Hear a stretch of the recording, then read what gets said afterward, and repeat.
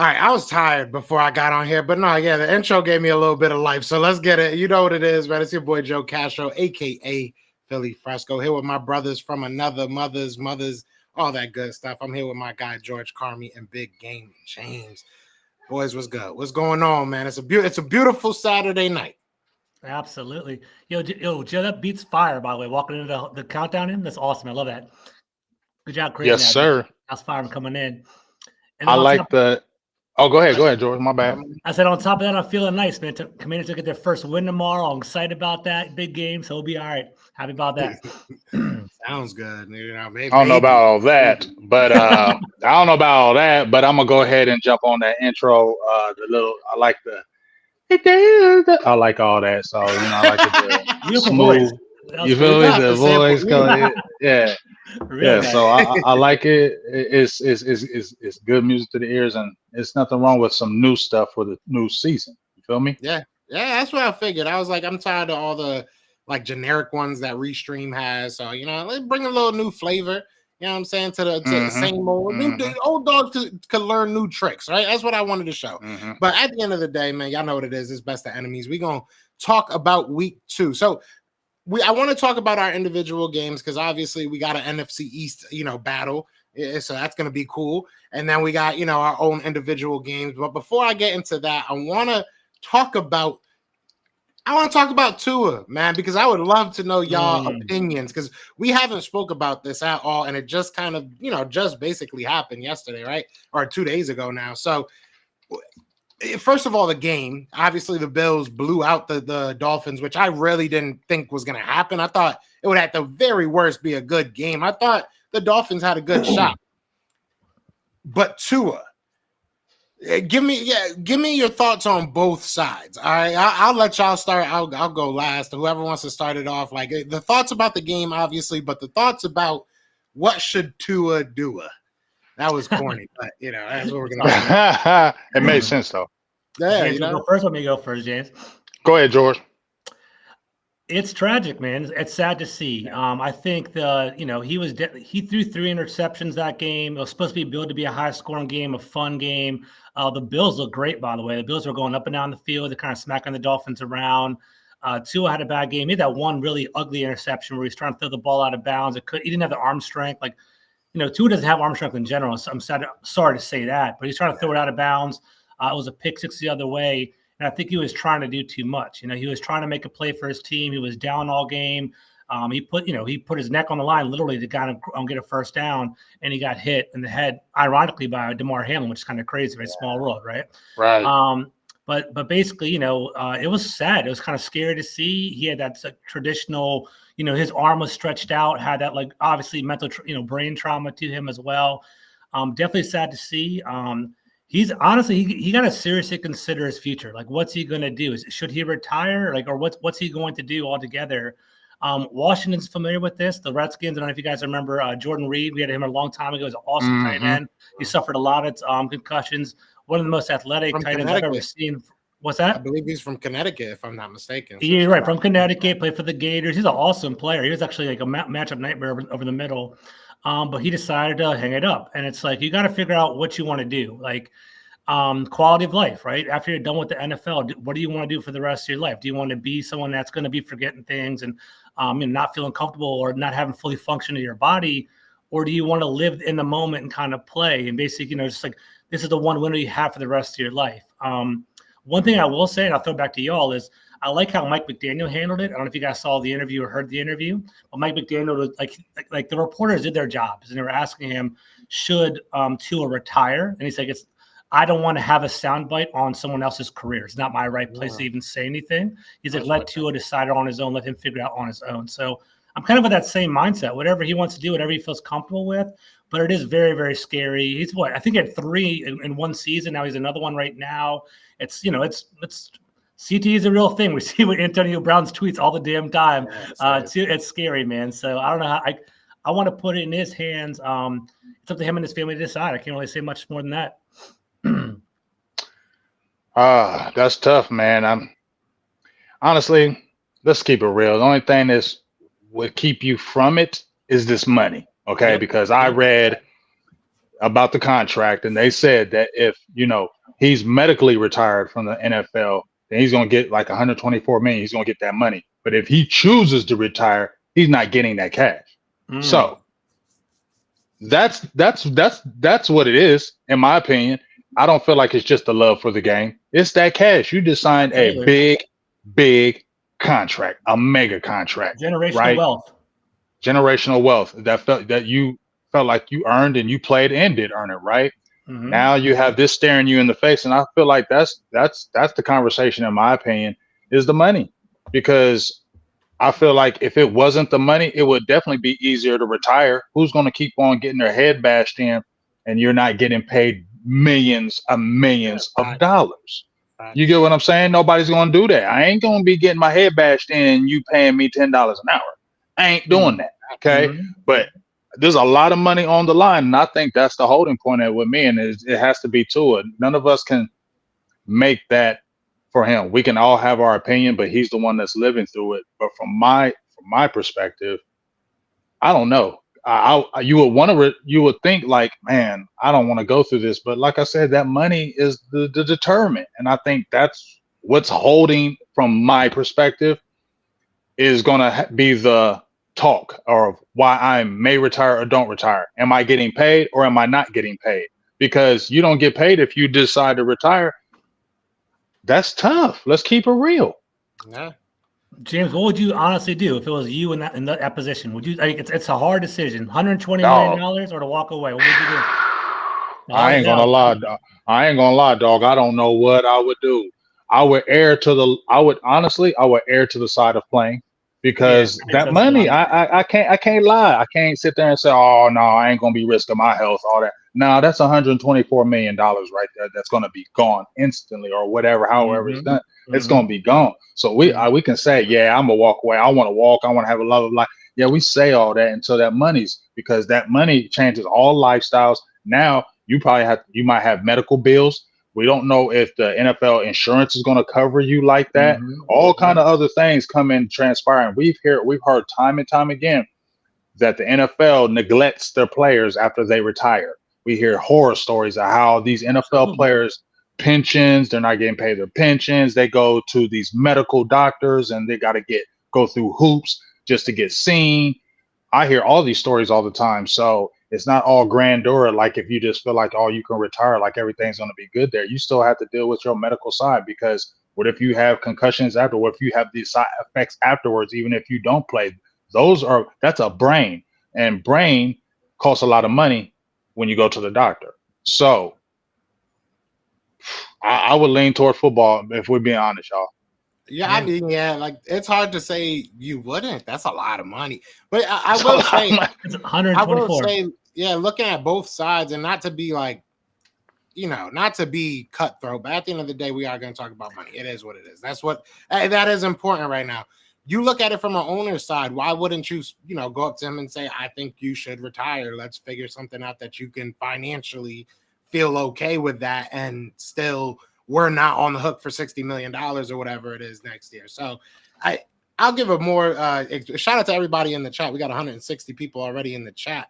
And I want to actually give you something, George. All right. So shout out to my guy, Infamous 2K, $5 super chat. I appreciate you. He said, Joe, I don't know if you remember me, but finally caught you live. Shout out to him. I do remember you, Infamous. I remember you used to be an Eagles fan. Yeah, he used to be an Eagles fan. Great dude, bro. I'm not gonna sit here and bash him. Used to be an Eagles fan. He switched up with Sam Howell of all people. So of course I remember you, dog. But I am now handing you off to George. So come on over. I'm right over here. George, he's gonna hook you up. He's gonna get you right. But I appreciate you, man. Welcome back, Infamous, man. It's been too long. But real talk, it is so tough because none of us could ever imagine those, decisions, right? Like, I mean, I go to work this morning. I didn't want to go to work. I went over $200. You know what I mean? Like, realistically, how much you making in a day after taxes, right? So, I went, and I know it's different from having a concussion and saying let me go get another one, but The truth is, like, I mean, yeah, that money's going to be a big factor in it. But like I said, I think that the best solution is for the owner, for the franchise to go to him and, have a word in it. I think that they deserve a word in it, because if anything does happen, if he gets another one and he's forced to retire on the next one, they're still up, they're held responsible financially. So I think that it's fair enough to say, let's come together and figure something out. You know what I'm saying? What can we do? I don't think you can touch his contract. I don't think you can change it. But I do think that you can figure something out that works for everybody. So that's where I'm at with it. It's tough. Let me throw a question out to y'all, both of y'all. I actually posed this on my podcast on Friday. I want to see what you guys think.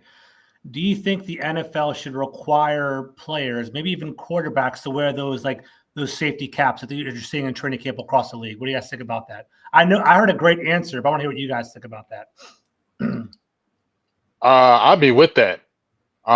Just because they look ugly, what's that got to do with anything? That's why people are saying, I ain't wearing it because it's ugly. I definitely feel like you should do that with the quarterbacks. I mean, he ain't being really touched anyway. If we keeping it real, they got all the rules for the quarterback. So why not do that extra added protection, since you're always talking about you got to protect the quarterback?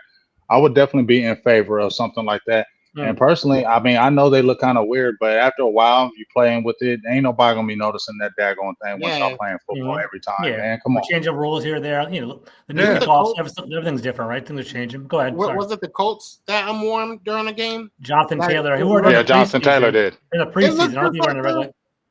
Yeah, it was like it looked just like the helmet. Like, I mean, you could definitely tell the difference, but it wasn't. Yeah, I mean, if you're that worried about it, which I mean, you should be, right? If it's fair enough, I think, yeah, why not? Why not? And it's only going to get better. It's only going to look better. So, but I mean, we'll see what happens with Tua. I'm wishing him the best, no matter what, whether it's in football, whether it's outside of football. Hopefully, he figures it out. But I do want to ask y'all, because y'all brought up something that kind of got my mind going real quick. You see how they add more and more, like the hip drop tackle. I don't think I even seen that call as far as a penalty yet. I haven't seen anybody get that called on him. Yeah, but they've added so many things, and yet it seems like the offenses have gotten worse this year. Like, there was only 2 guys over 300 yards passing. There wasn't really that many 100-yard rushers. Like, what do y'all think is going on in the NFL as far as or is it just 1 week, or is it just, give it a couple weeks for everybody to kind of settle in? I think it's just 1 week. I think it's the total disregard of the preseason. I think that's a big issue right now. Like, I think it's smart to protect your players and not to play them in the preseason. And every team seems to handle it differently. Washington didn't have their 11 starters or 22 starters going into. I don't think they ever played all together during the preseason at all. So they walked into week 1 just learning how to play for the first time. Across the league, I don't know if you guys saw it, like, passing was down. I think there's only 2 300-yard passers across the entire league, 2 out of 32, and most of rushing was going up as well. So I don't know if the league is changing. I don't think so. I think it just kind of like the league is going to kind of warm up to itself. It's kind of like they're learning because of the preseason. But I think it is interesting. If it's a trend, I'd be surprised by that. Maybe the league's getting smart. The defenses were getting smaller to kind of react to the passing game, and it kind of, they're having safeties playing linebacker now. Now they're going to run the ball down their throat. We're going to see the counteract, the chess game. I don't know, but I think honestly, preseason in week 1 so far. For me, I just think it's just let's see, like, maybe week 4, and let's see if that's still trending. I think it's just a week 1 thing. A lot of teams are, I don't know. A lot of people don't play a lot of the starters preseason. They play a few series and it's done. I just feel like, teams are still getting acclimated. Let's see, like, week 4. These rules, it is what it is now. That's what everything is going for, the protection and the safety, I guess. This is crazy because when I see football now to when I see football back in the day, bro, it's like night and day now. When I think about it, it's so funny how they're doing all this safety. I feel bad for them dudes that played in the 80s and 90s and the 70s. Oh my God, I feel bad. Y'all was really on battlefields. Y'all was on battlefields. Like, y'all for real were on battlefields. Facts. Yeah. And then when you tired, they didn't care. Yeah, people were playing both ways. People were going crazy. I mean, you had your 90, what was it? 60-minute man, right? How long is a football game? 15, 30? Yeah, 60 minutes. 2 minutes. 2 Yeah, minutes. so 60 minutes. Well, Yeah. I'm tired. I told you I'm tired. But yeah, no, I mean, you had dudes like that. I remember Chuck Bednarik for the Eagles. I mean, that's like 60s. Right. But, bro, he Mhm. played every single snap. Every single You snap. see his hands? Yeah, that's what I I'm was gonna- saying. And they wasn't getting paid that much. That's the crazy No. part. You know what I'm saying? Even They got for like then. 80K. Yeah, even Playing for football then, it spot. wasn't that much. Yeah. So, I mean, yeah, That was it's the love crazy. of the game. Yeah, that really And was. And then back then they had a secondary job. They were like working a steel mill Yeah. Right. Monday through Friday. Right. They played football on Sunday. Right. That was wild. That was crazy. That's crazy. It was crazy. Bro, that's yeah. Imagine you seeing like Tyreek Hill at the McDonald's drive-through. He's like, Ah! oh, I gotta go play real Wow. quick. Like that's Exactly. crazy. That's crazy. Mhm. Hey, Yeah. God bless That's why I him. said that was love for the game. I don't know how much love they have for it now. That money talk now. Money talk. Facts. Mhm. All right. So before we get into, because I do want us to all to kind of go over our games and give a little preview and stuff like that. But before we get into that, let's just answer the question that everybody keeps asking, George, about Dakota Rain Prescott. How do you feel about Dakota Rain Prescott now being signed? I thought we talked about it last week. I guess not. People keep asking. I'll say this. I really don't give a damn. I think that was the smartest thing they could have done. Don't get me wrong. I think that he's a good quarterback. I think that, he's going to continue to be a good quarterback for a while.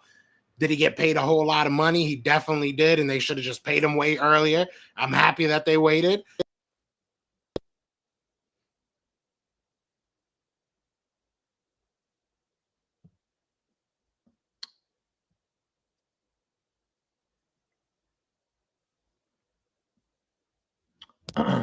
Now, can you hear me? Though? Okay. Can I you can hear hear me now? you. Can you hear me? Can you hear me Yeah, now? you're There you back. go. All right, bet. Yeah. Mhm. But Yep, no, you're back. I feel like at the end of the day, that was what they had to do. If you didn't do that, you were going to go into a rebuild. And if you didn't do that, you weren't getting CD back. There was so many things tied to that. So it was nice to poke y'all for a little while y'all were worried. But I mean, there was really, especially once CD got re-signed, it was damn near inevitable. I mean, he's not going to come back to play with Cooper Flag. So, it was nice while it lasted. Now we're going to be waiting to see what happens with Micah. You know what I'm saying? If he's going to come to Philly, you know what I mean? If y'all can't pay him, he'll come on down to Philly. So that's where we at right now. Now, I'm with you, man. Okay. I'm right there with you. So with Dak, I try to keep it as real as possible. I think it was a good decision for the Cowboys. I kind of felt like he was being done dirty by the Cowboys all year long, and we talked about that throughout the summer. I think Dak's a good quarterback. Is he a championship quarterback? That's still to be determined. We have no idea how high he'll take the team. Just like you, Joe, I think the Cowboys fumbled the bag and should have done this way earlier. I don't know if they burnt any bridges or what was going on with that. Damn, Joe. Yeah, I know. But I ain't mean to cut you off. I'm gonna pull it up. I'm Yeah, not enjoying it. I got to stop you on that one, George. That's $100 holla. That's how it's going to go. My man, Infamous, come on over, man. My boy right there. Shout out. She said, "Come on over." You can't have him no more, George. Nah, shout out to my dude. Infamous. Yeah. You can definitely split this with a Cowboys fan. Please do. Go on my chat and share. We might. We'll think about it. Now, shout out to my dog Infamous, man. It's been a minute, man. Shout out to him, bro. We got to talk. Hit me up on Instagram because it has been a minute. But $100 super chat, man. Shout out to you, bro. That is big time, way more than enough. He said, "This is all I can give for right now, bro." You didn't have to give $1, bro. Joe and George, if y'all don't mind to split this Cowboys. Now you. All right, Infamous. Okay, Infamous. $50 super chat. Shout out to my dog. He said, "All you should have gotten 50. This is for the Cowboy fan." I don't know your name, but I appreciate y'all doing what y'all doing. I appreciate you, bro. Yeah, appreciate you, man. Appreciate you. That's love, bro. Appreciate it. Appreciate it. Bro. That's love, big. Love that. Thank you, man. Damn, I'm feeling the feels right now, bro. Thank you. Man, he's all in his face. He forgot what he was gonna say. He don't even know. Look. He don't even know what to say now. He done lost train of thought. Did we just talk about money? Did we just look? Hey, did we just talk about money? How changes? Look, you see how money changes everybody. Exactly. I'm gonna keep doing this. Yeah, exactly. Hey, before we get back into the my bad, James, if you want to get your $5 in. Your $5 super chat from DC. I appreciate the $5 holla. Who's that? There you go. Let's freaking go. Just bouncing off of George and you guys Dak's a very good quarterback. I think y'all kind of slightly just saying he's a good quarterback. He's a very good quarterback. There's other quarterbacks that are good. I think he's very good. And I'm glad it happened. All I'm gonna say is let's do it. When I heard Dak in his interview, I feel like he's still like, hey, I'm appreciative, but he was really giving shout outs to the fans. I'm happy to be with Dallas, but I don't see all this love that's going toward the organization. Obviously, you're gonna have love for him because you just paid me this money, but I still feel like there's that I don't trust you guys. That's why you still see the contract the way it is. No trade, no nothing like that. I'm getting exactly what I got guaranteed. So, because I feel like there still wasn't that trust factor there, and that's why we're gonna do this contract the way we did it. And it's like any business, right? Y'all fading me, well, I'm gonna come back and fade you. And now you got my money, everything's good. Let's move forward. So that's just where I'm at. Let's move forward. Let's see what happens. You got 4 years of it, and he said, he wants to change the narrative. Let's see if it can happen because I still feel like that front office does things to stay in the way, and the players have to rise above the front office to be able to get this championship. And let's see. Oh, and I want to say one last thing. I said in Twitter many a times, I've had a lot of people debate it, but if Dak were to go to a Super Bowl and win, I said he would be the greatest quarterback in Dallas Cowboy history. Reason why? Aikman, after one, let me tell you why. I watched Roger Staubach. I watched Troy Aikman, right? Roger Staubach was in the age of no free agency. None. Okay, so that's a different era. There was no free agency. So you keep your teams forever, right? And Roger came in ballyhooed. He came from the military. He was the golden boy. Nobody was on no Roger Staubach giving him grief and hate. Okay. Troy Aikman, he got battered and bruised that first year, but they built that team around him quick with that Herschel Walker trade. Okay. And if you really go at Aikman's numbers, and trust me, I'm not disrespecting no Troy Aikman. I love Troy. But if you go back and look at his numbers were not great at all. Like Troy Aikman did not have great numbers. Okay. I got 2 questions for you whenever you're ready. Okay. He didn't have great numbers, but he had that running game. He had passing game. He had tight end game. He had offensive lineman game, and he had defensive game. And it was America's team. Everybody was loving him. Dak has gone through all this BS, nothing but hate from every circle, from media, on fans, everybody. And if Dallas ain't been to something in like 29 years, 30 years, and if he breaks that and breaks through, how can he? And he damn near has all the records in Dallas right now. Yeah, sure. So my question to you was, for one, Troy Aikman, obviously he won the Super Bowls, but I think he was kind of insulated, right? He had an awesome offensive line. He had Emmitt Smith, Right. He had Michael Irvin, he had all that with him. So, but I guess the numbers, it's kind of hard to argue because the eras are different, right? So I guess you kind of throw the numbers out the window. I don't know if you agree to that at all. Like, it's more of a passing league than it was back in the 90s. So I'm throwing that there. And then 2, I'm just kind of curious. You didn't even mention Tony Romo. How's Tony Romo viewed in the Cowboys' viewpoint? Like, I mean, I thought he was a really good quarterback. I thought it was annoying. It was like a hard, like he was like kind of he would get elusive. He'd throw some touchdowns. Like he would just kind of always win, but I didn't think he was dominant. But like I respect him. What's coming out those 2 questions right there? If you don't mind, how do you guys feel? Well, I agree with you with the era that it wasn't a passing league. I mean, even Aikman said himself, he's like, if I was required to pass more, my numbers would have been a lot better. But that's not what was required in his offense. So that's why you didn't see the numbers the way it was. But like you said, you had an offensive line that was one of the best offensive lines in history. You feel me? You have one of the greatest running backs in history. You have one of the greatest receivers. Like, you know what I'm saying? Like, you had them things. And then that defense that we had was just different. So you were kind of insulated with that greatness around you. So all you had to do was just steer it for real. Make some good plays. He had the good arm. You just had to steer it. Now, as far as Romo, I like Romo. Like Romo a lot, but Romo, I don't know, something about him annoys me. I don't know what it is. I even said the same thing. It's annoying for some reason. I don't know why. Just something about me, and I feel like I think what it is, and maybe this is probably me. So I'll just probably admit it. Ever since he got into announcing, it just feels like he be hating, and that I had more positive feelings before he got into the games, and then when I listened to him call the games, especially Dallas games, I just sense hate in there because of how it ended. I don't think he ever got over that the way he had to retire and why Dak took his job. Yeah, I don't think he's ever got over that, and I feel like you can still hear it in his voice. And Romo was a dog, but I feel like Dak overtook him. I said in the beginning, I thought Romo was a better passer than Dak, but I always thought Dak was a better leader. The team followed him. The team would ride and die for him.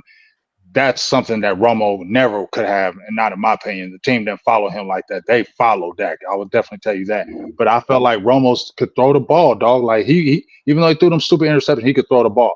And I didn't feel like Dak was there yet. But these last 3 years, I would say Dak stepped his game up as far as his passing, and I feel like his passing has caught up with Romo. And if you look at the numbers, he about to be one damn near the all-time passing leader in Dallas Cowboys history here in a little bit. Touchdown leader, passing leader, all that. So if you have all those accolades too, and then you get a chip after all them years that you had to wait, and after all that abuse, how can he be one of the greatest, be the greatest quarterback in Dallas Cowboys history? How can he? I want to throw one thing real quick, throw to Joe. I'm kind of curious what Joe thinks. Being a Commanders, Redskins, Washington football fan, watching the Cowboys, watching national games every single week, it's funny you think Romo hates on the Cowboys. I feel like Romo, Aikman just throw love and just freaking kiss ass at the Cowboys over No, and they over don't. again. No, they don't. I'm like, why? No, they don't. All on TV No, they all the don't. time? Joe, how do you feel? No, they don't. I like listening to Romo. Honestly, I Romo's hate pretty good. that. Yeah. I like listening to him just because I think that it's cool how he breaks down the game. But I never hear it. But maybe it's because I don't really listen to him cover Cowboys games. Okay. But personally, I never hear it. Like, you know what I'm saying? Like, obviously, like I said, if I'm listening to him, it's probably like a random. You have to be in game, and you have to be a Cowboys fan because it's just like I'm gonna try it. it's just like Joe. If you had a Philly guy and they were calling the games, a former Philly player, or George, you had a former Commanders.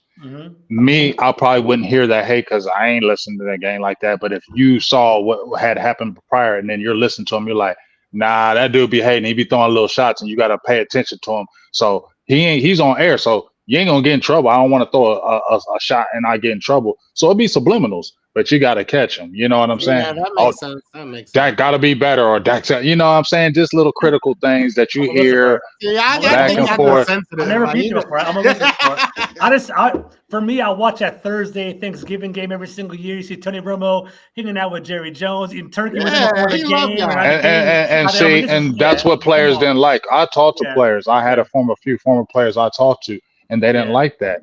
They didn't like when Romo. Why would you? If you were a player and you saw your quarterback kicking it with Jerry and them all the time, bro, come on. You was hanging with Jason Garrett. You're going to feel the favoritism. You feel what I'm saying? You'll feel the favoritism as a player. If you were in a workforce and you saw one of your employees always hanging out with the boss, always around the boss, always around the manager, what are you going to think about him? Yeah, that boy ass kissing. He's kissing the ring. He's kissing the ring. He's kissing the ring. And you don't see Dak doing that. You know what I'm saying? Dak don't do that. You don't see him hang with the Joneses at no time ever. And I think he doesn't kiss the ring, even though he's been politically. A lot of us get frustrated because we feel like he's a company man. But you know what? Dak is smart in the media. He must have took some media classes because he knows how to speak in front of that media. Through all he says the right things. And he don't have to bow down to do it. And I love it even more that you didn't kiss the ring, but you still got everything that you wanted. And I like how he stuck it to them Joneses. Yes. Yeah. I mean, hey, somebody had to, right? Shout out to everybody in the chat. We got 350 people in the chat. So be sure to hit that like, hit that subscribe wherever you are, share it. You know what I'm saying? Be nice to Joe. I'm going to throw that in there. It was killing me last time. It was supposed to be about Washington, but anyways, we're gonna talk a little bit about these games, man. This last little half hour we got here. Let's start off with you, James. You got the Saints, and you have a super chat, so it's just easier to like just to let you go, and then you can read this, and then you can go. All right. So where's the super chat? Let me get. It's two of them just came in. My dog Dustin Roberts. Give this the big game, James, because he's a Cowboys fan. I love the work you guys put out. Cowboys back-to-back NFC champs because the Eagles are not as good, losing Reddick, Kelsey, and Fletcher Cox. Now, I already done said there's going to be some regression. We already said there's going to be some regression. We're going to see. And then shout out to Angie, that rebel chick. Okay, Angie, that rebel chick. Here's to you, BGJ. You always stand 10 tones on your commentary, and I appreciate that. I appreciate that very much. Shout out to you. Make sure you stay in the chat. Okay. Oh, I Miss didn't Andy. give my opinion about the whole Romo and Dak. Go ahead and situation. give it. Yeah, I think they both trash. All right, go ahead. Ah! Good analysis. Good analysis. Thank you. I've been working on that actually. I was about to bring out the PowerPoint. I like it. But yeah, man, we got these Saints coming up. A lot of people are hyping the Saints right now because they smashed a terrible Carolina team. I mean, I can't really give them some props on that because Carolina is not good. So this is the first thing I'm gonna say about New Orleans. Derek Carr. I mean, he's the key to me in this game. We know Derek Carr. Me and you talked about it, Joe. Derek Carr is not a bad quarterback at all. He's not a bad quarterback at all. He's very talented, in my opinion. He's a very talented quarterback. Got everything you really want: size, strength, arm. Arm talent. The one thing you can do to him is you put them hands on him early. That man's Captain Checkdown. So you let him get early that first drive, like when we played the Raiders, when he was with the Raiders. I think it was Thanksgiving, and we let him get off early, and then it was just he had a monster day. The thing you got to do is get out Derek Carr early, and put them hands on him, keep hitting him, putting them hands on him. He gets jittery in that pocket. He don't start looking downfield. He starts checking down, and I think that's where you can get him. Obviously, they're missing. Is it Fuaga? I think the rookie. Yeah, I don't. Rookie, Talise. Yeah, Dang. I think he is going to be out this game because he missed the last 3 days of practice. That's huge for us because that's offensive lineman down. And then also Marshawn Lattimore. Don't think he's playing either because he's got a bad hammy. So I think that's huge, him being out as well. So you're missing one of your offensive linemen, left tackle, big position, left tackle. You're protecting his blind side. Isn't Derek Carr right-handed? Derek Carr right-handed? He left. Okay, so you're protecting that side. So I feel good about the defense. You get what I'm saying? Because now here's the difference, y'all. This is why I don't be as concerned, because Zimmer is better than Dan Quinn as a defensive coordinator. Not close, in my opinion. Not close. Zimmer knows how to build a defense from the ground up. I ain't seen no Dan Quinn do that. But I also see throughout the league. Okay, you definitely can, because I love to hear, because I ain't seen it for a second. I was like, why are you so mad? I want to I'm curious. I can see why y'all hate Dan Quinn because he left your team. I can see that, right? But weren't they historically one of the worst defenses of all time before Dan Quinn got there? And they turned them around to one of the best turnover teams in the league for the past 3 years. For real. First of all, you brought an old crusty, dusty Mike Nolan out of the woodwork. Crusty, dusty. Okay. And nobody said when Dan Quinn had some talent, he couldn't do it. When he had some talent, he's done it. When he was in Seattle, he had talent. It was great. When that talent started going away, what happened to Dan Quinn? He had talent in Atlanta, and it started early. When that talent started going away, what happened to Dan Quinn? Where have you seen Dan Quinn take his own defense, get picked up, and build that defense from the ground up? He didn't build that defense from the ground up in Dallas. We had talent. We had a terrible coordinator. But let me throw it out there. I'm being honest right here, right?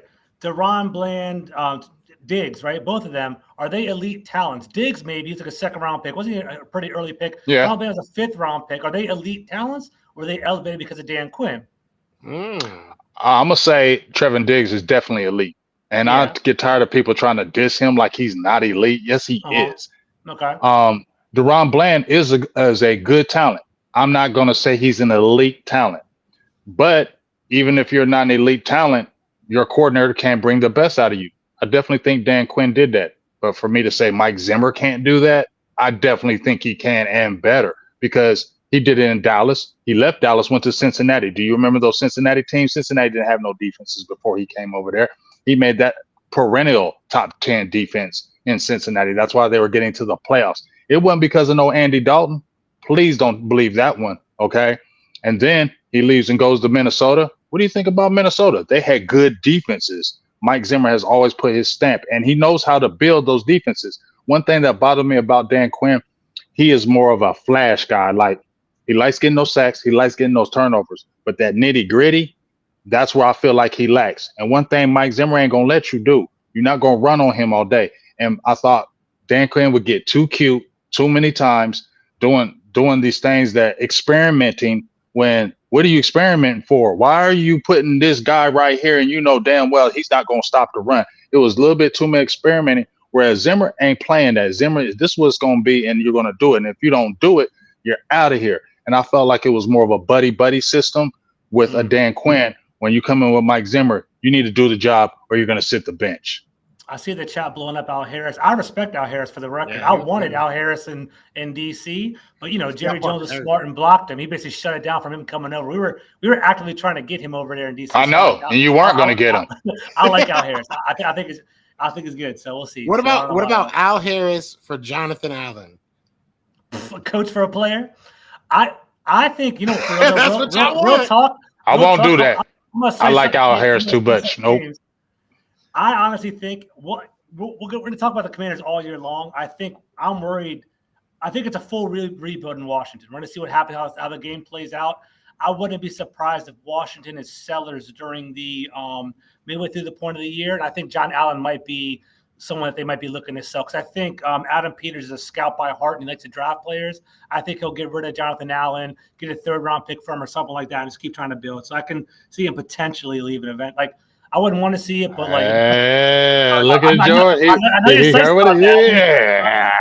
I don't know if I'll give him the Cowboys. But again, he's been training with the Eagles, so I have no idea. Yeah, maybe I could definitely see the Eagles doing something like that. What if he did that? With the Eagles' choice already in the draft and recently with Dotson. So I might have to start that hashtag. Bring Jonathan Allen over just to piss cut it out. James off. That's a long hashtag, but it might work. It might work.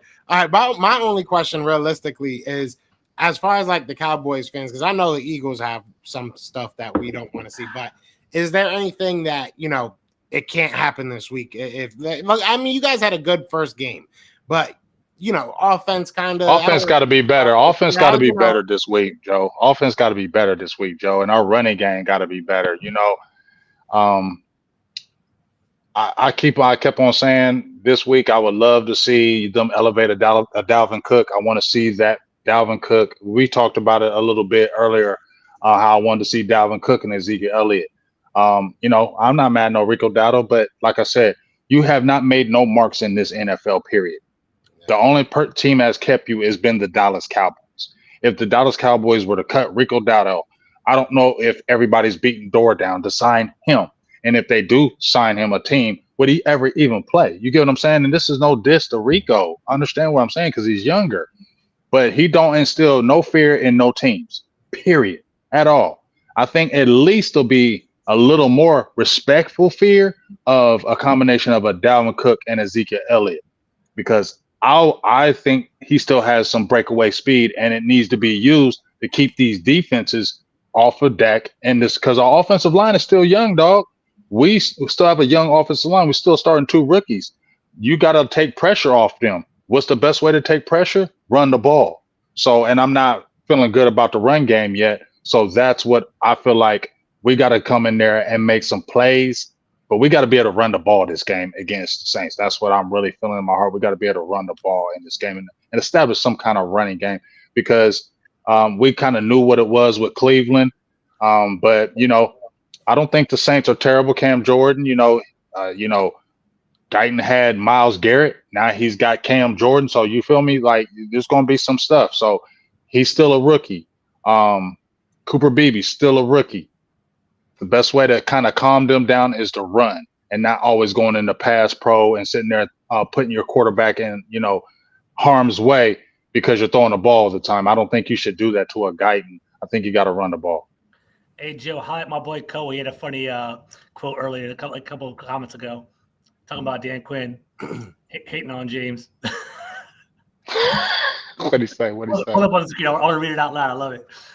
There it is. What'd he say? My boy Koa. Imagine a coordinator coach turning your defense into one of the best for multiple years, and the moment he leaves for a promotion, do your best to discredit everything he did when he was there. The boy is hurt. Talking about you, James. James. No, I'm not discrediting anything he did. I said he was a flash guy. He got turnovers. They got sacks, and I like that.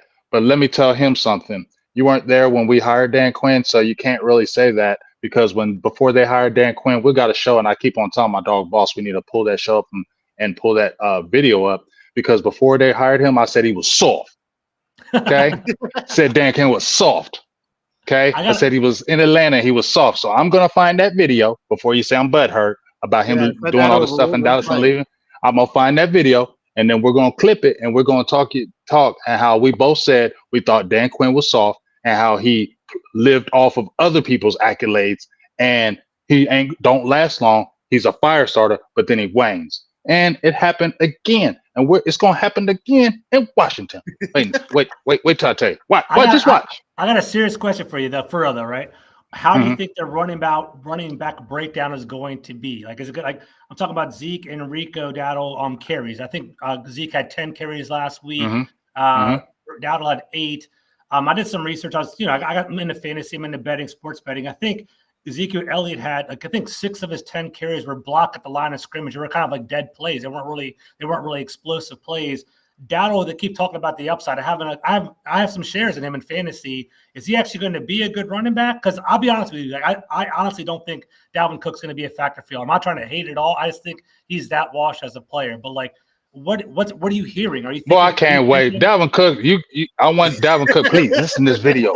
George keeps saying you washed, dog. Yeah. George keeps saying it. Please, Dalvin Cook. Dalvin Cook, watch this video, bro. George keeps saying you washed. You know what I'm saying? I don't. Rico Dowdell don't give you no value. We got 400. The only person going to give you value is Ezekiel Elliott inside that 10. But you know what? He's a goal line back. He's a goal line back for Ezekiel Elliott. He's a goal line back. Yeah. But I said before we had that game against Cleveland, I said I wanted him 8 to 10 carries. He got 10 exactly. I said, you give Zeke 8 to 10 carries, I'm cool with that. But I think your major runner should get about the 15 carries, and then you sprinkle in the Zeke with the 10. That's 25 carries right there. And then you got the Deuce Vaughn that you can throw in, some quick running plays. So, that right there, I think if you're doing the running back by committee like that, I think that's what it should be. But I don't want to see – this is all I've told people. I don't hate on Ezekiel Elliott. He is tough. He's a great blocker. There was a lot of great blocking he did in that game, and he's tough. Like, he plays hard, and he plays hard. But we don't want to get into the thing of, okay, Zeke getting 20 carries this game. Zeke, no, let's not do that, because that's not what Zeke is anymore.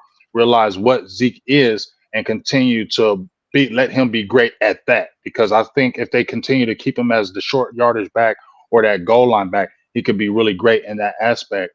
But I really want Dalvin Cook to really show you. I want Dalvin Cook to show you. Play him this week, because I still think he got speed. I don't think that speed went away. He's not the elusive guy he was anymore, but that long speed, he still has it. I hope they play him. The chat is going crazy right now. I'm gonna tell you that right now. Shout out to everybody in the chat. Well, we got 400 people between all the channels. Y'all are wild. If you see me, I'm like listening, but I'm staring at the chat like he's going crazy. They're going in. Yeah, I love it, man. I love these chats. But now, I mean, hey, I think this is gonna be a fun dynamic between y'all two. I love that I could just sit back for a good 10 minutes and not get made fun of. So I'm cool with this. I like this. We'll see what happens. How important do you think this game is? Do you think this is like it's early to say must win, but this ain't no must win game. This ain't no must win game. Nah, this is not to me. This is not a must win game. It's always easier when you start 1-0, right? Now, if you were 0-1, and then you probably want to say, maybe not must win, but you don't want to start the season 0-2 because that chatter is already going to start. So I think getting off to the good start and saying, starting off 1-0 helps you. But this is going to be a battle, in my opinion, because the Saints are like a rival that nobody talks about, because they're right around the corner. You know what I'm saying? New Orleans is right around the corner from Dallas, and they always traditionally play us tough. If you watch them Saints Cowboys games, them games are brutal. They are tight, they're close, they're always close. There's never really blowouts in that game. They always play us tough. So this ain't gonna be no cakewalk game, and it'll be tight. I don't think this is gonna be a blowout. I think it's gonna go to the third, maybe a team pulls away then. But I think once again, if I look at this team, Zimmer just makes me feel a little bit more confident in the games I go in, because I know Zimmer, he's a guy that's not a gadget guy. I'm not a gadget guy. You're not gonna do this. And he is about stopping the run. And that's what we Cowboys fans been screaming forever. because we can get sacks and we can get the interceptions, but when it's third and fourth quarter and that team is beating you up and they know they can run against you, none of that stuff matters then. You know what I mean? Then it's like, oh, we need a sack. No, we need to stop. We don't need to get a sack or a turnover. Because if you looked at Dan Quinn, and this is no hate right here, but it was always, okay, we need to get a turnover right now. We need to get a sack right now. No, it was, we need to stop the run right now. And we weren't not doing that. And that's what needs to happen right now. I think y'all going to beat the Saints. I think the Saints looked really good going against Carolina. I think they look better than what they really are. I think you guys are a better team. I'm pretty confident in that. I hope I'm building some equity with these Cowboy fans. I'm going to be real with y'all. Now, going back to Dalvin Cook. He was on the Jets for 15 games last year. 15 games. He had 67 carries for 214 yards, 3.2 yards per carry. Did you watch the tape on him, though? Did you watch him in them games, though? You can look at highlight tips. You can look at games every single week. I looked at all 22. No, I don't think he's going to. He was hurt last year. He was hurt last year, dog. He was hurt last year. He was hurt last year. 29 years old now. How old? 29. He just turned 29. So why was he on y'all practice squad? I don't. You know what? I feel like I don't know if that's a situation where they wanted to get him as a veteran because they did that with Carl Lawson too. And I think because he had the injury, he had to pass the medical, they just put him on that practice squad because of the medical clearance. Got to get that medical clearance. So I think that's more why they put him on the practice squad. Rico Dowdell's been there like 4 years. So I think he gets the benefit of the doubt because he's been in the program. And Cowboys don't like the outsiders. They'll bring you in, but their guys are going to get played before you. That's the way it's always been in Cowboy land. They mess with their homegrown, their draft picks and them before outsiders. Outsiders don't get first dibs over the guys in the building. So I think that's the way it is. And they've already been talking about when are we going to see Dalvin Cook. So it's already in the air right now. People are already mentioning it. And I just feel like it's a matter of time before we do see him because I like Rico, but like I said, he's got some good short bursts, but I don't know. I haven't seen anything that give me inspired that he's going to consistently do this week in and week out, Rico. And then people are jumping on Robinson all because I'm talking about Dalvin Cook. They're a different ballgame. Yeah, they coming at Brian you. Robinson's like Robinson's a dog. He's a dog. If people are Robinson's a dog. I'll admit that. People are showing me they don't know ball by saying Robinson's under.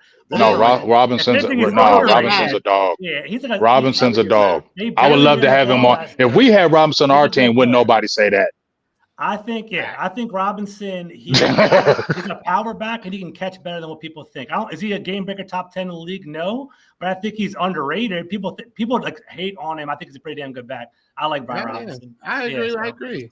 Yeah. Sure. I mean, look, I think the Cowboys are going to win Sunday, but I'm leaning towards what George is saying. Until I see, and I'm not going to say he's washed. I'm not going to hate on him, but until I see him make the active roster, I'm not going to get too excited for him, but we'll see. I think it's going to be a fun dynamic all season. We're going to be talking about that because y'all are coming from my guy, George. And if he is right, we are going to talk about it. I'm just letting y'all know. Sadiqa must have walked away because I told her the answer. He had 3.2 yards per carry last year. He couldn't make a dent on a bad Jets team, and he couldn't do anything last year. I don't believe in it. I mean, yeah, but like I said, George, you got but here's the thing. Like I said, do you know how many running backs they had over there before they got Dalvin Cook last year? He was only brought over there as insurance. Exactly. He was never brought over there to be the man. He was brought over there for insurance. Once they found out Breece Hall was healthy and you saw what he did last year and you see the other running backs, why in the hell would Dalvin Cook get carries? I mean, if he was worth it, if he was that good of a player, if he was impactful, he would have got some reps. That's on a bad Jets team last year. More impactful. The young guys are always going to play before the old guys, and you know that. Young guys are always going to play before the old guys. Somebody in the chat said he's going to be more impactful than Tony Pollard. So if he's that good, Tony Pollard was never on the practice squad, you know what I'm saying? But no, I get what you said. I'm just saying I was joking. But all right, let's move on. Because we could go for hours here. We can argue for hours about it. Do you want to go first with the NFC battle, or you want me to go first with mine, and we'll see? Doesn't matter to me. I'll go quick with mine. Obviously, going against the Falcons, right? We got Kirk Cousins, Old Man River. I'll win. This is what's going to happen. I'm going to tell you, George, because this isn't the first time we've played them, all right? I'm going to show you what happens, and then it's going to happen, and then You're gonna be like, damn, Joe's don't be lying to me, man. So we're gonna go out there, we're gonna beat his ass, right? We're gonna whoop him, we're gonna whoop his tail, and then they're gonna be like, oh, it's Kirk Cousins. He loses every prime time game. This year they're gonna have a point because this year he look bad. Is it okay to say that he looks washed? Can I say that? Nah, he looks washed. He's great. He's a great player. No, he looks washed. Okay, sorry, just putting that out there. Okay, my bad. Yeah, he looks washed. Yeah, he looks washed. Okay. But don't you say nothing, Joe. Don't you say nothing because as soon as we beat Cleveland, you know what the first thing came out Joe's mouth? Oh yeah, I was hating. hating. They got Deshaun Watson though. Yeah, I was hating. That's what I'm gonna say to y'all. All right. But no, all right. Shout out, you got a quick super chat. That's a funny one. That's funny. Ha ha ha. Yeah. That's funny. That's cute. But anyway, I love it. Okay, but shout out to anyways, the Eagles, look, at the end of the day, we should go out there and whoop them. I'm not gonna make this a long drawn out thing. Yes, Jalen Hurts needs to be better, right? Saquon Barkley don't. I'll tell you that much. He can go out there and do exactly what he did. Cam Jurgens has to get, he played decently, but he needs to be more consistent. Obviously, those fumbles kill you. Defensively, I would love to see what they're going to do on a field that they're not slipping and sliding. But they still have some areas that they need to improve upon. I want to see Chauncey Gardner finishing some plays. But you got to go out there and win. And the only thing I will say, because I asked you this, James, and I'm going to ask George as well once he's, going, is one thing I will say is if we do not see these pass rushers, and I'm not talking about linebackers, I'm not talking about Zach Bond or Nakobe Dean getting in the backfield.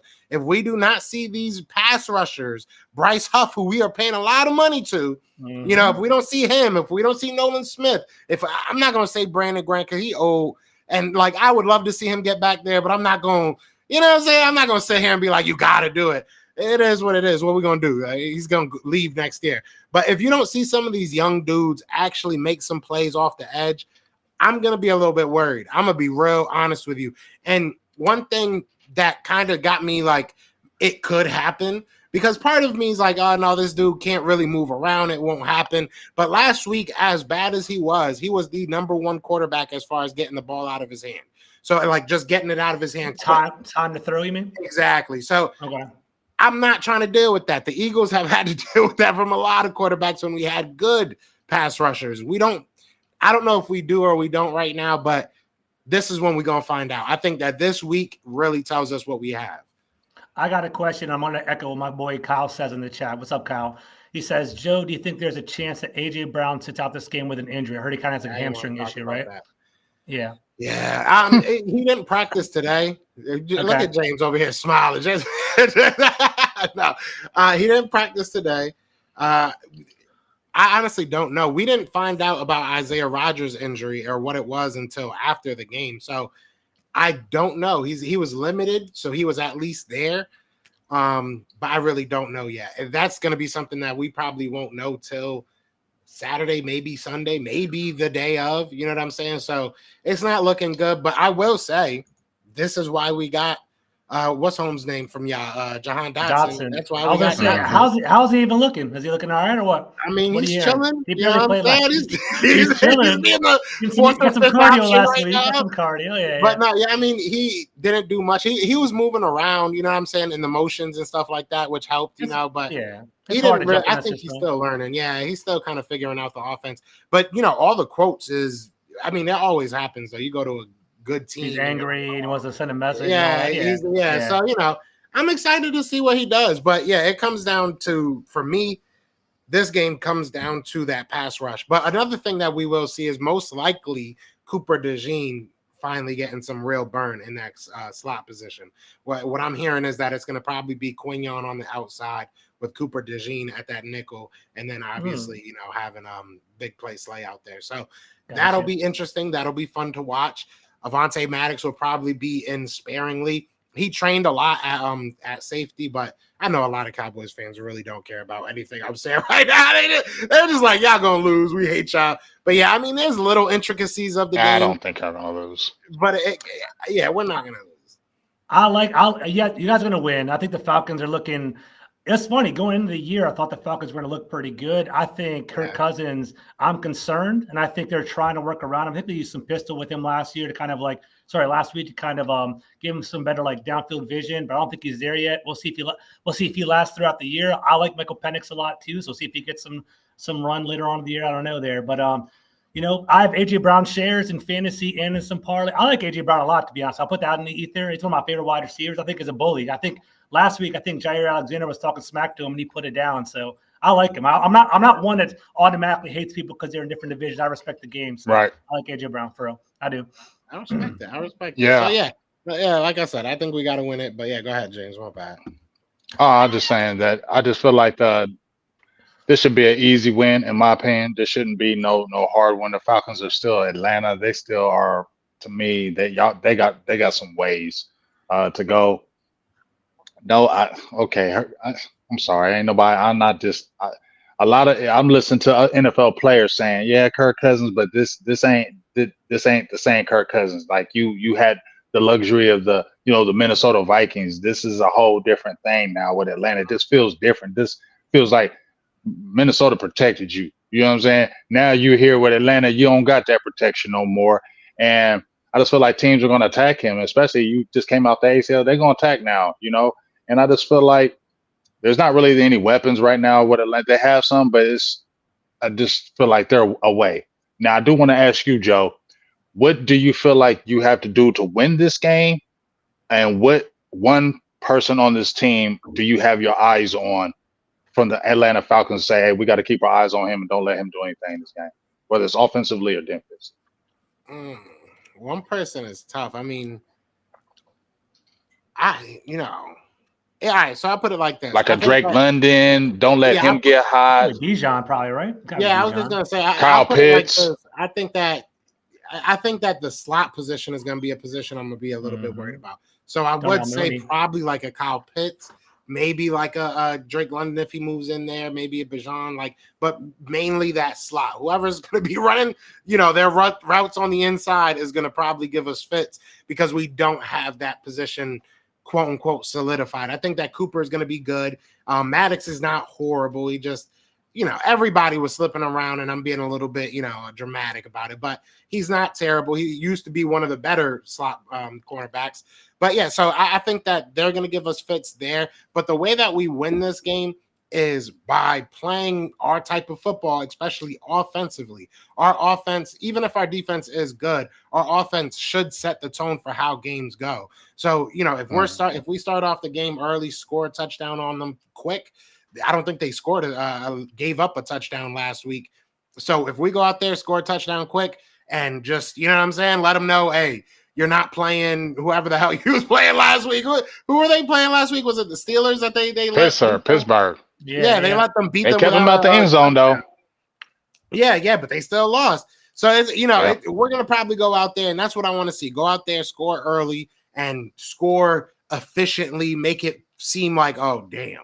And just go out there and maul them. But the way that we lose is if Jalen Hurts is doing the same stuff he was doing against, maybe we still win, but, if he's turning the ball over, that's not going to help us at all. I think that in that first game, if we would have lost that game, and people probably don't want to say this, but if we would have lost that game, it would have been 100% on Jalen Hurts. It wouldn't have been on our defense. It would have been 100% on Jalen Hurts. So at the end of the day, he can't go out there and play like that anymore. Stop it. I want to see a dominant game. I'm tired of these close games coming on here saying that at least we got the W. No, I want to go out there and win a game, a full 60 minutes of football. I haven't seen that in probably 2 years from the Eagles, if we're being 100% honest. So, yeah, that's what I need. Shout out to Jay. There it is. I got a little upset right there. We have 450 people in the chat. George, talk to us about the NFC East battle that we have all been waiting for. Absolutely. No, I think this is important. Game of the week right here. I'm looking forward to. What are you saying? Go ahead. I think this is important, though. I think that it's very important. In a different way, right? In a different way. I think the Eagles and the Cowboys game is probably going to be all right, who's going to be the class of the division? Mm-hmm. I think that this tells both teams a lot of things. I think that you look at Daniel Jones, you look at Jaden. If Jaden goes out there and balls out, It's a division game. That's a big, boost of confidence. And if Daniel Jones can actually look like a quarterback, we might be talking about him differently next week. I won't, but maybe somebody else will. So. No, you nailed it. We've been talking about it all summer long. I think you guys are further along in the process. You guys are better teams. I think the Eagles, real talk, are probably the most talented team in the division right now. I think they have a great offense. I think their defense, I think their secondary is suspect a little bit, but their offense is strong. That's what I honestly think, right? With the Commanders, this whole season is about Jayden Daniels and what's going to happen for this next level, right? Week 1, I liked what I saw. And I've been telling you guys all summer, he's been patient, he's been calm. He looks to throw. Like the national perspective is that basically he's a runner. He's going to run the ball. He's kind of run all the time.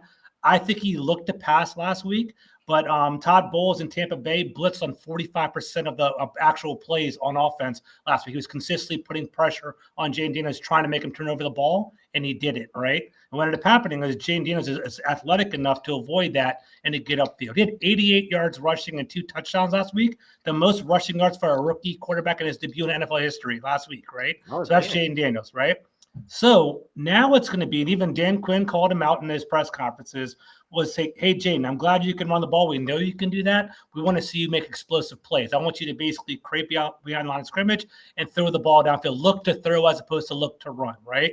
We all love football. Josh Allen, I think, is one of the best to do it. When he gets outside the pocket, he just wants to flip it downfield and flip the field. I want to see Jayden Daniels do that, right? And we do a film breakdown on Tuesdays. I know you guys are Cowboys and Eagles fans, but come by and watch a breakdown on my show on Tuesdays. There were times where Terry McLaurin was a scramble drill, and he was wide open, right? It was like he got behind the cornerback. All Jayden Daniels had to do was flip it up, right? But it's week 1 as a rookie quarterback. He's trying to figure out the league. Can he do that in week 2 and week 3 and week 4? Yeah. If Daniels can do that, I think Washington can be something to be excited about. I think we're going to be, they maybe win more games than we thought throughout the year. I think that's going to happen. So in order for that to even work, I think he has to make more connections with Terry McLaurin.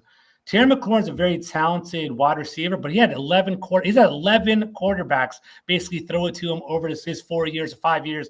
That's crazy. Crazy, right? I think the craziest stat, I think every single year of his career has been a different week 1 starter for Terry McLaurin. Legit. Every single year of his career. It's been Heineke, Dwayne Haskins, Fitzpatrick, Sam Howell. Every single year it's been someone else, right? So I think we're looking to build some chemistry with Terry McLaurin. We're looking for Jayden Daniels to elevate. And I think one of the biggest matchups is going to be Washington's offensive line versus the Giants' defensive line, because if anything, if the New York Giants has any certain talent, it's going to be the defensive line. It's going to be Dexter Lawrence at interior position, Brian Burns and Thibodeau on the outside, right? Washington's offensive line isn't great. Can they protect against a pretty stout defensive line? And I don't know if you guys have been catching it, but the New York media is crushing Thibodeau and they're crushing Burns because they had a blank stat sheet last week. They didn't do anything, right? So we're going to see how that goes. Last thing I'll say on offense, it's going to be interesting, right? Todd Bowles is a heavy blitzer, man coverage type of defensive coordinator. I forget the Giants defensive coordinator's name right now, but he's more of a zone scheme, more of a let the front four win.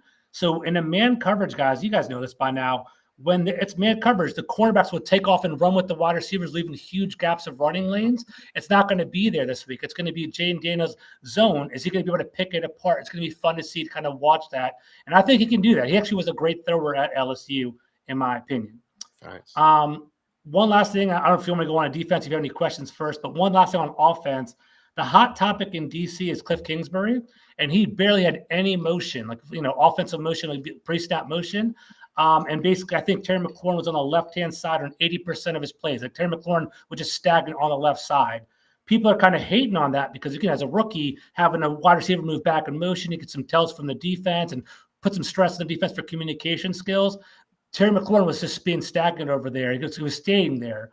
And Cliff Kingsbury's rationale is they do up-tempo here in D.C., so you can't do up-tempo and motion at the same time. It's one or the other. So we'll see if that evolves over time, but that's what the offense is looking like. So I go on our defense. I don't know if any of y'all have any question or any of y'all shitting on me in the chat. I have no idea. No, I'm cool. I'm cool with offense. I want to hear you talk about your defense. That's what I want to hear about. I got my questions after you done. You just better not lose. All right. So, yeah, absolutely. Please. Yeah. I think we're going to win, though, by the way. But anyway, Defense, hot mess. Like we broke down the film. Like I said, on Tuesdays we do our film breakdowns every 4:30 on my channel. We actually had Robert Henson, who's a former Redskin player, on our channel. We're kind of breaking it down with us, with a guy from PFF and a guy from the Athletic. It was fantastic, high quality breakdowns.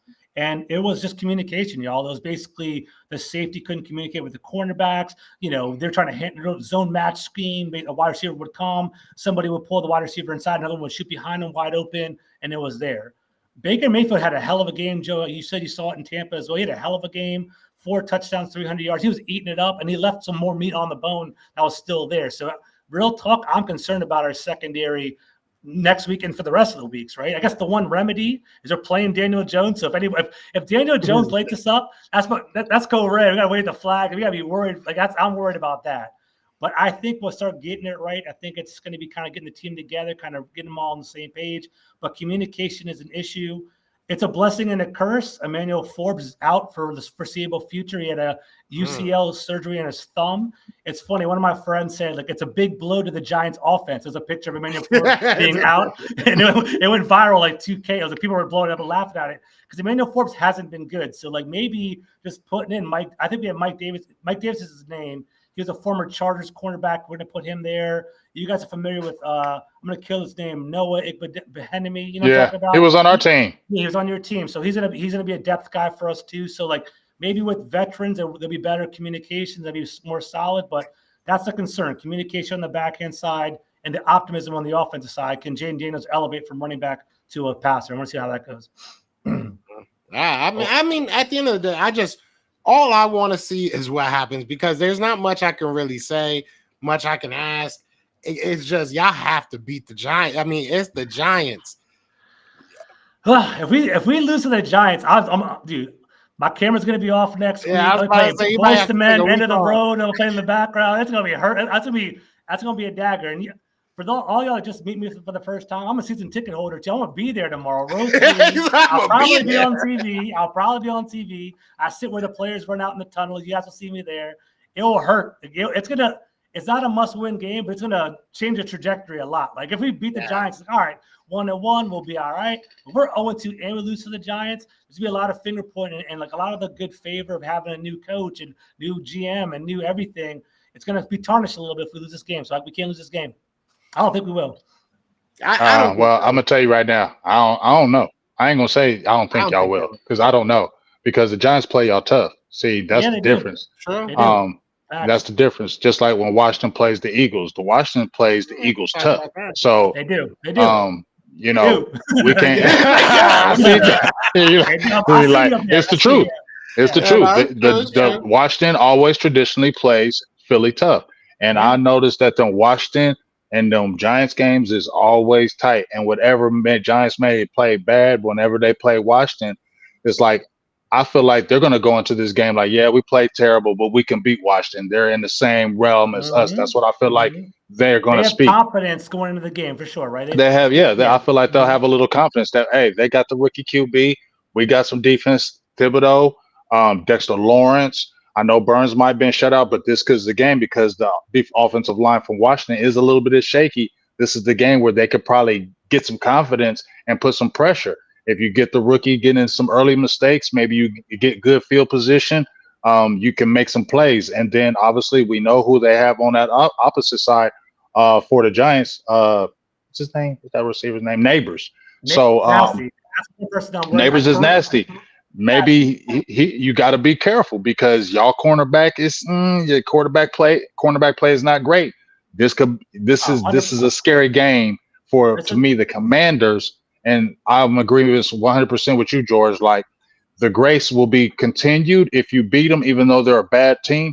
But I feel like that grace starts getting cut in half if you lose to them Giants. I agree. I agree with you 100%. I also agree that Neighbors is a dog. The Washington has a nasty way of letting players start their careers off on the right foot, right? We had Aiden Hutchinson, I think, like week 2, a couple of years ago, he had 3 sacks against us, and he became a Pro Bowler after the first year. We blew up that way. The Giants want to feed Malik Neighbors. He's a dog. I think Malik Neighbors, this is me. I thought he was the best wide receiver in the draft class last year. People like Marvin Harrison Jr. I like Malik Neighbors better. I think he can create after the catch. I think he's a dog with the ball in his hands. I like Malik Neighbors a lot. And the Giants, that's their number one option. I think Sterling Shepard has concussion going into this week. They threw to Wan'Dale Robinson 12 times. He had 12 targets last week, but I think he might be banged up too. So I think they are going to feed Neighbors, and we don't have the corners to cover him. So I think, for real talk, I put a parlay on Malik Neighbors. I have anytime touchdown score. I think it's like I'm a smart person. I'm not stupid for money. So I might not like you, but I'm still going to take that bet. For real. 100%. Hey, my favorite color green. I ain't mad at that. I ain't mad at that at all, man. 100%. I ain't done. I put that parlay. I might have to follow you now. I might have to follow that bet. I mean, I think it's going to be a fun week. I think this week should tell us a lot about our teams. I think that there's a lot that all of us want to see our teams improve upon, because none of us had a perfect week. You know what I'm saying? Some of us had better weeks than others. You know what I'm saying? I know Cowboys fans feel like they won by 1 million. Y'all in rare form. Not you, James, but you're chatting rare form. You're chatting rare form today. They going in today. I don't know what it is. They hype. I mean, you know how it is when you win a game. You know what I'm saying? I'm telling you. I think Mike Zimmer, in my opinion, just from me, I feel like he gives us a little bit more confidence. I think that's where maybe the confidence is coming from. I think just because Zimmer is a vested veteran coach. He's been doing this since the 90s. I was watching him when he was coaching in Dallas in the 90s, the first time. Okay. And I just feel like he gives a different confidence. Not saying it's like, oh, we're going to Super Bowl. But I just feel like the defense has been missing a few things for a lot of years in Dallas. And one of the things has been toughness. One of the things has been the running, stopping the run. Like, those are the few things that have been like an Achilles heel to Dallas. And when you get, a guy that's about that, and he's a defensive genius, because if you go out throughout the league, you hear quarterbacks, Brady said it, coaches, they say when you're dealing with a Mike Zimmer, that ain't no easy thing. So I think that's why you're hearing the chat, because you feel a little bit more confident when you got a coordinator like that that's really doing your defense. And I'm gonna say those additions of Jordan Phillips and Linville Joseph, I'm gonna keep talking about them, because we ain't had 350s in the middle that were actually good. Zimmer kind of like, Joe don't want to hear, but I'm gonna keep saying it to you. Our defense is gonna be nasty. Joe don't want to hear that. Zimmer's a good defensive coordinator, but I'm pretty sure he was getting hated on. Doesn't he? Like, he's like hard to work with. And I think that the Minnesota Vikings, like, they were like, he's a bad for the locker room. I thought people, like, the players didn't like him. Maybe as a defensive coordinator, it's a different way. I think it's because a lot of people, he don't play no games. He's like, he ain't the buddy coach. Look, this is what I need you to do, and if you don't do it, you're gonna sit your ass on the bench. Most people don't like that. They want to be cool. Yeah. They want to, and he's not the buddy guy, and that's why it may rub other people the wrong way. But when I heard interviews and when I listen to other players that play for him, they all said the same thing. Like, yeah, he's tough, but you want to play for that guy. That's the guy you want to play for, because he's fair. He's going to get you in the right spots, and you do your job, you're going to be out there on that field. I hear that a lot about Fangio, that he's just very blunt. Like, he's older too, though. The older guys don't be playing that. You know what I'm saying? OGs don't mess around, bro. Don't mess around. Yeah, because they was talking about Quinyon. They was like, oh, he had a great game. How do you? He's like, yeah, his game's good. I was like, damn, bro. Like, all right. Like, I'd be nice to the kid. But yeah, listen, we've gone for over an hour and 20 minutes. So I think that we've given them enough today. We've got 400. I was about to say 100. 467 people in here. That might be close to our record, to be honest. That might be close. But yeah, so shout out to everybody in the chat. What I liked that we did last time is we took a nice comment from James' chat. So I'm going to take a nice comment from mine that has to do with it. So, and he's going to say, shout out to Eric.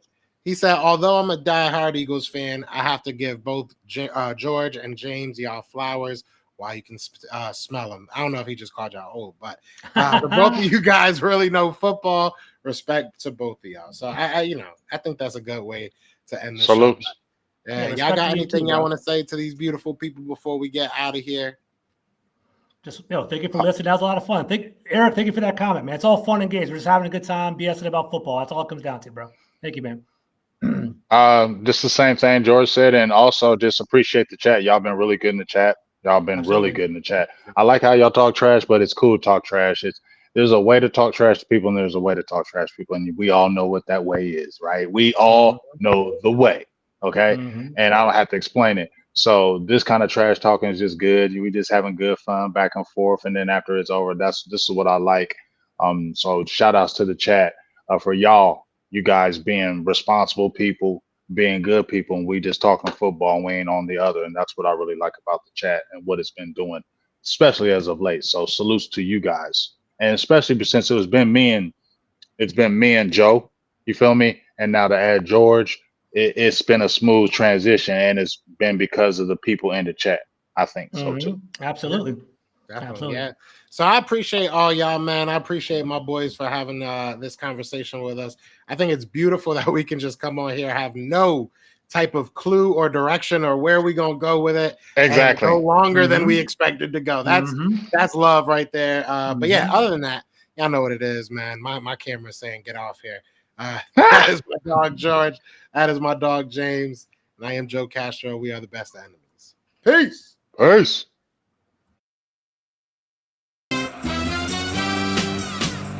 We're brothers.